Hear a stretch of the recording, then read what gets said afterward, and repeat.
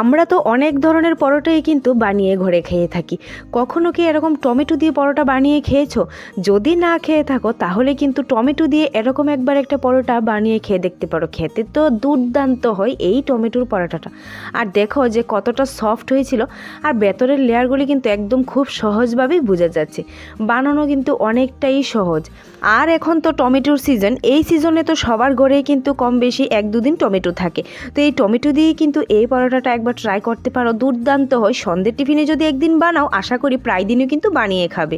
তার জন্য প্রথমে আমি 2টা টমেটো এভাবে সেদ্ধ করে নিয়েছি একটু জল দিয়ে। তোমরা কিন্তু চাইলে এর পরিমাণে টমেটো বেশিও নিতে পারো। তো এরকম 2টা টমেটো নিয়ে আমি ভালো করে সেদ্ধ করে নিয়ে এরকম চামচের সাহায্যে কিন্তু এটাকে একটু এভাবে গলিয়ে নিয়েছি। নিয়ে শক্ত অংশটা ফেলে দিলাম। তো এই টমেটোর পেস্টটার মধ্যে দিয়ে দেব আমি 2 বাটির মতো ময়দা। এখানে ছোটো বাটির 2 বাটির মতো ময়দা দিয়ে দিলাম, সামান্য একটু লবণ, গোলমরিচ গুঁড়ো আর সামান্য একটু তেল দিয়ে আমি ভালোভাবে কিন্তু ময়দার ডোটাকে মেখে নিচ্ছি। আর যদি মনে হয় যে ময়দার ডোটা একটু নরম হয়ে গেছে, তাহলে কিন্তু সামান্য একটু ময়দা দিতে পারো। তো প্রথমে কিন্তু কম ময়দা দিয়ে কিন্তু এটা ভালোভাবে মেখে নিতে হবে। এরকম একটা সফট ডো মেখে আমি প্রায় 5 মিনিটের মতো রেস্টে রেখে দিলাম। এদিকে আমি সামান্য একটু তেলের মধ্যে দিয়ে দেবো 1 চামচের মতো ময়দা দিয়ে এরকম পাতলা একটা ব্যাটার বানিয়ে নিয়েছি। এখন ছোট ছোট করে লেচি নিয়ে এভাবে পাতলা করে আমি রুটিটা বেলে নিয়েছি। বেলে নিয়ে মাঝখানে সামান্য একটু তেলের ব্যাটারটা লাগিয়ে নিয়ে এভাবে একটু 4-5টা বটে বটে আবারও একটু লাগিয়ে নিয়ে তেলের ব্যাটারটা এভাবে কিন্তু আমি মুড়ে নিচ্ছি রুটিটাকে। এভাবে রুটিটাকে মুড়িয়ে নিয়ে চৌকোভাবে একটু বেলে নিচ্ছি। চৌকোভাবে একটু পাতলা করেই বেলতে হবে, সামান্য একটু ময়দা ছিটিয়ে কিন্তু আমি এটাকে পাতলা করে রুটিটাকে বেলে নিয়েছি। এখন এভাবে সবগুলি রুটি বানিয়ে প্রথমে সাইডে রেখে দেব। তো এদিকে একটা থালার মধ্যে নিয়ে নিলাম সামান্য একটু পেঁয়াজ কুচি, লঙ্কা কুচি, সামান্য একটু ধনেপাতা কুচি দিয়ে দিলাম, 1 চামচের মতো লবণ দিয়ে এগুলিকে ভালোভাবে একটু মেখে নিয়েছি। মেখে নিয়ে তাতে 2টা ডিম ফাটিয়ে দিয়ে দিলাম, দিয়ে সবগুলি একসাথে মিশিয়ে নিয়ে একটা ডিমের গুঁড়া রেডি করে নিয়েছি।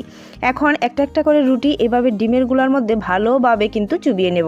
আর এদিকে কিন্তু একটা কড়াইতে সামান্য একটু তেল দিয়ে গরমও বসিয়ে দিয়েছি। তো এইভাবে আমি এপিট উপিট ভালোভাবে ডিমের গুঁড়াটা লাগিয়ে নিয়ে দিয়ে দেবো কড়াইতে। দিয়ে কিন্তু এটাকে এপিট উপিট ভালোভাবে ভেজে নিতে হবে। একটু পেঁয়াজ আর লঙ্কা ধনেপাতাটা উপর থেকে একটু দিয়ে দিলাম। দিয়ে দেখো কতটা সুন্দরভাবে কিন্তু রুটিটা ফুলে যাচ্ছে, ভেতরের লেয়ারগুলি কিন্তু একদম ছেড়ে দেবে। দেখো কতটা সুন্দর হয়েছিল। তো এইভাবে আমি একটু কড়া করে ভেজে নিচ্ছি।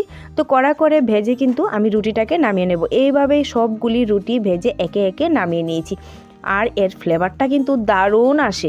একবার যদি এরকম টমেটো পরোটা বানিয়ে দেখো যে কতটা টেস্টি হয়, তাহলে বুঝতে পারবে যে আমি কি সত্যি বলেছি না মিথ্যে। তাহলে কিন্তু এই রেসিপিটা একবার ট্রাই করতেই পারো। অসাধারণ একটা রেসিপি, যে কোনো সময় সকাল বা বিকেলের টিফিনে কিন্তু একবার ট্রাই করে দেখতেই পারো যে কতটা ভালো হয় এই টমেটো পরোটাটা। আর লেয়ারগুলি দেখতে পাচ্ছ যে কতটা সুন্দর হয়েছিল। তাহলে এই সিজনে একবার ট্রাই করেই দেখো।